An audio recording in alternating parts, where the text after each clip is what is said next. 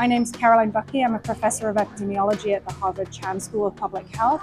Right now I'm in Ahmedabad in Gujarat in India, and we are here working with our partners at SAVOR on the heat sensor study. This project that we're doing with SAVOR is really about trying to uncover some basic facts about how extreme heat affects women.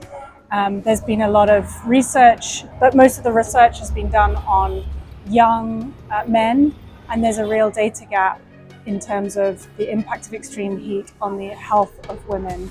And so what we're trying to do is accurately measure exposure to extreme heat and the health impacts. So the heat sensor study is designed to follow women through their day and night and take measurements, precise measurements about the heat that they're exposed to and their physiological responses to that heat.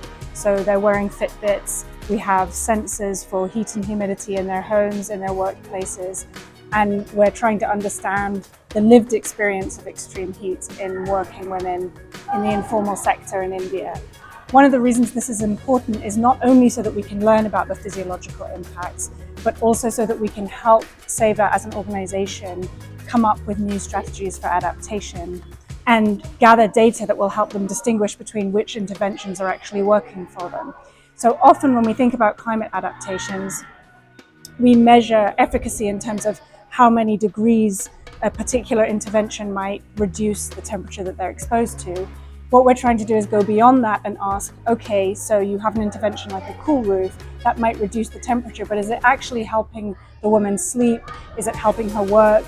Is it affecting her heart rate? And so the study design is intended to produce a platform where we can test adaptations as they evolve over time.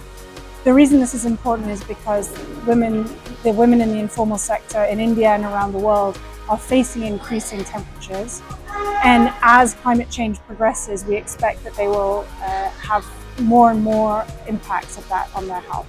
So not only will this study fill in important data gaps about how extreme heat impacts the physiology of women and their health overall, but it should also help us to design better intervention strategies.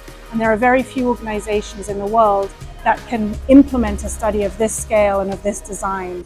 But SAVOR really has the organization and the buy-in from their members to allow us to do this kind of work.